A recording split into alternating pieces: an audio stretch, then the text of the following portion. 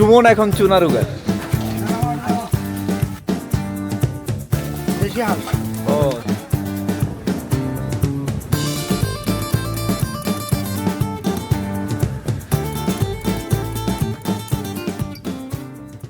আসসালামু আলাইকুম সকলকে, আমি সুমন মাহমুদ। আজকে যাত্রাপথে আপনাদের সবাইকে জানাচ্ছি স্বাগতম। আজকে আমাদের ভ্রমণ ডেস্টিনেশন হলো চায়ের রাজধানী খ্যাত পর্যটন নগরী শ্রীমঙ্গলে। আমাদের যাত্রা শুরু হয়েছে সকাল 6:30 থেকে। আমরা টোটাল যাচ্ছি 2টা মোটরসাইকেল ও একটা স্কুটারে করে 6 জন। সবাই খাচ্ছে, সবাই খাচ্ছে, মজা পাচ্ছে খাচ্ছে। শুধু আমারটাই রয়ে গেল। সুমন বছরে একটা করে ব্লগ বানাবে, বুঝছেন? বছরে একটা করে ব্লগ বানায়। এইবার বেশি করে ভিডিও বানাইতে হবে, দেখতেছি আমি বিষয়টা। খুব সকালে বের হওয়ার কারণে সকালে কারোই নাস্তা করা হয় নাই। এখন রূপসী থেকে আমরা নাস্তা করে আবার যাত্রা শুরু করলাম। ঈদ পরবর্তীতে এই এপ্রিল বা মে মাসে যারা শ্রীমঙ্গল যাবেন তাদের জন্য বলে রাখি, তারা এই জিনিসটা সবসময় মাথায় রাখবেন। মাধবপুর থেকে কিন্তু 2টা উপায়ে শ্রীমঙ্গল যাওয়া যায়। একটা হলো চুনারুঘাট হয়ে মানে ভিতর দিয়ে আপনার হলো চা বাগানের ভিতর দিয়ে যাওয়া যায়। আর একটা রোড আছে কিন্তু যেটা হলো হাইওয়ে, আপনার শায়েস্তাগঞ্জ বা মেইন হাইওয়ে, যেটা মেইন হাইওয়েতে এই সময় হইলো হাইওয়েটা কাজ করতেছে, এটা রিপেয়ারের কিছু কাজ করতেছে, এই জন্য হাইওয়েটা অ্যাভয়েড করা আমার পক্ষে মনে হয় সবার ভালো হবে। আপনারা চুনারুঘাট হয়ে এখানে চা বাগান দেখতে দেখতে যাইতে পারবেন। এটা খুবই মনোমুগ্ধকর এবং সুন্দর পরিবেশ।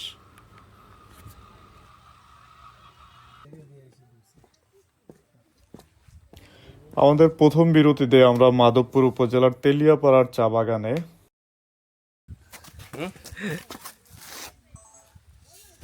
সুমন নাকি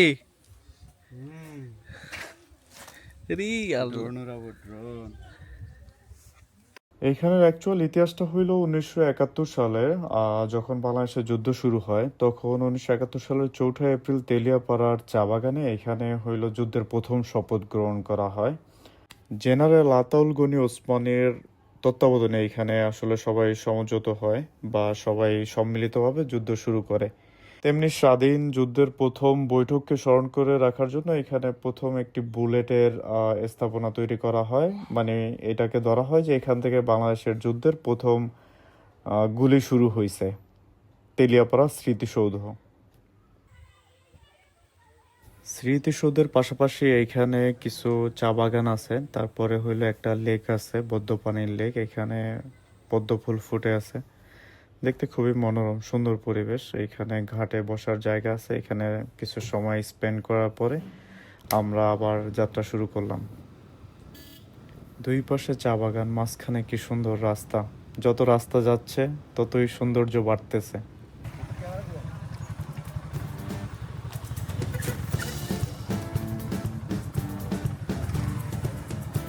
আমরা এখন আছি সাতছড়ি জাতীয় উদ্যানের পাশে মোস্তাক হোটেল অ্যান্ড রেস্টুরেন্ট নামে। এখানে হাঁসের মাংসটা নাকি খুব বিখ্যাত। দুপুরে আমরা এখানেই খাবো।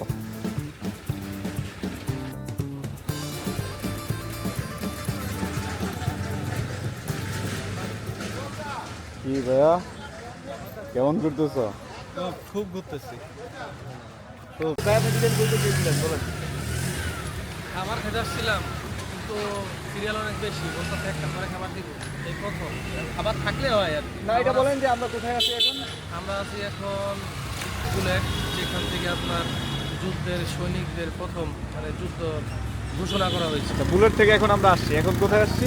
এখন আসছি চুনারুঘাটের কাছাকাছি একটা বাজার। চুনারুঘাট, রাইট। চুনারুঘাট বিখ্যাত জায়গা হলো চুনারুঘাট, যেখানে ব্যারিস্টার সুমন ছিল হ্যাঁ, সংসদ সদস্য এবং বর্তমানে সে আছে জেলখানায়। ও, আমিও সুমন বলছিলাম। কি করেন? 100 টাকা? এ তো অনেক ছোট ছোট।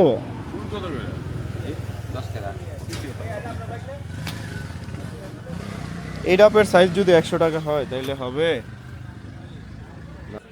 সুমন এখন চুনারুঘাট। এখানে কি কি রান্না হচ্ছে বাবা? দেশি হাঁস, দেশি মুরগ, রাজা হাঁস হয় না? দেশি হাঁস, চীনা হাঁস, রাজা হাঁস সবই হয়। এটা কি অ্যাভেলেবেল আছে সবগুলা? হ্যাঁ, অ্যাভেলেবেল আছে। এটা কি? এটা হলো আপনার দেশি হাঁস। ও, দেশি হাঁস গরম গরম। তাহলে আমরা এখন এটাই পাবো? হ্যাঁ হ্যাঁ। হাঁস মাত্র হইলো উঠছে, বুঝছো? যেটা মাত্র উঠছে এটাই এখন দিবে আমাদের। আশিক ভাইয়ের মাধ্যমে কিন্তু আমরা আজকে এই হোটেলের সন্ধান পাইছি। হ্যাঁ, এবার খাবার টেস্ট করার পরে হইলো বুঝতে পারবো আশিক ভাই আমাদের কোথায় নিয়ে আসছে। আমরা ম্যানেজমেন্ট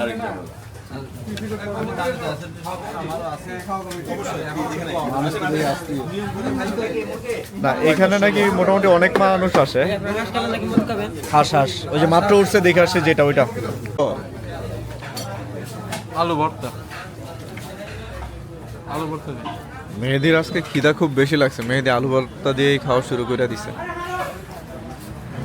ও, আমি একাই ওয়েট করতেছি হাঁসের জন্য। হাঁসের মাংস এটা এক প্লেটে হইলো 5 পিস আছে, আর সাথে আলু ভর্তা এবং ডাল।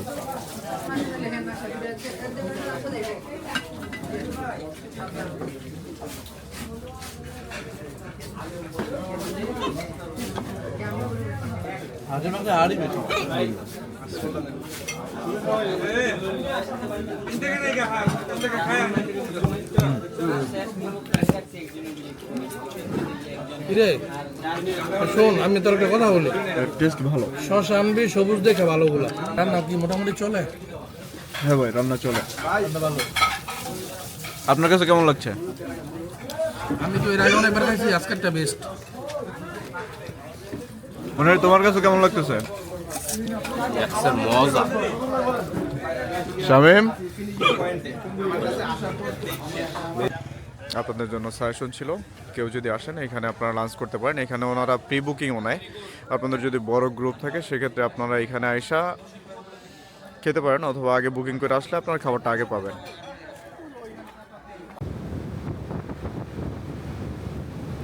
আলহামদুলিল্লাহ, খাবারের টেস্ট খুবই ভালো ছিল। এত ভালো খাবারের পরে একটা ডেজার্টের দরকার ছিল। চুনারুঘাটের চৌধুরী সুইটস থেকে আমরা মিষ্টি খেলাম, দেন তারপরে যাত্রা শুরু করলাম। চুনারুঘাট থেকে আমাদের হোটেলের ডিস্টেন্স এখনও 53 কিলোমিটার আমাদের যেতে হবে। আপনারা পাশে থাকেন এবং দেখতে থাকেন প্রকৃতির সৌন্দর্য।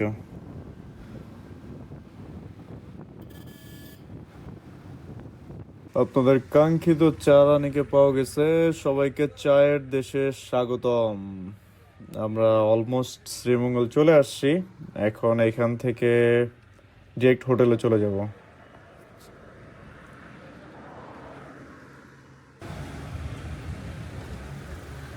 আলহামদুলিল্লাহ, আমরা হোটেলে সেফলি এসে পৌঁছাইছি। অ্যাকচুয়ালি আমাদের চেক ইন টাইম ছিল 12টা, আর এখন সময় হইল বিকেল 4টা বাজে। চলো চেক ইন করে বাকি কথা রুমে গিয়ে বলতেছি।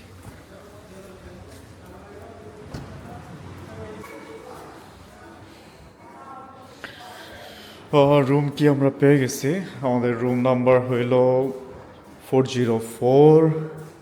This my room 404।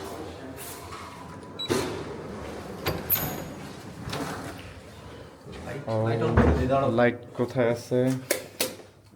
O my God, light.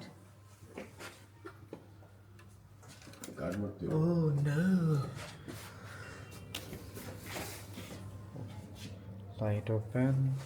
Oh, this is our room. সারাদিন পরে জার্নি করে মাত্র রুমে আসলাম। এখন বাজে বিকেল 4টা। ওকে ওকে,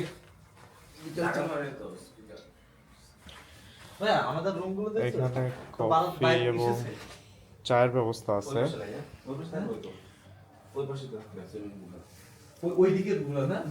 একটা টি টেবিল আছে, চেয়ার আছে, and this is the bed.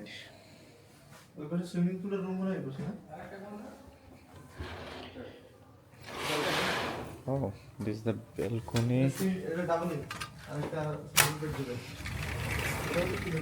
Oh, this is the balcony and the road view here and the entrance.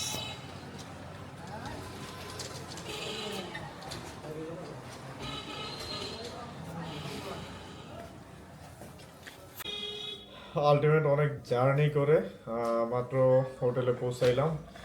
এখন একটু ফ্রেশ হয়ে তারপরে একটু রেস্ট করে তারপর বিকালে বের হবো। হোটেল এমবিএসটা খুব সুন্দর।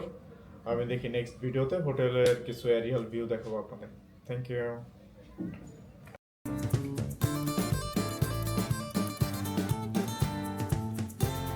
Thanks for watching. নেক্সট ভিডিওতে হোটেল এবং শ্রীমঙ্গল শহর আপনাদের ঘুরিয়ে দেখাবো। আল্লাহ হাফেজ।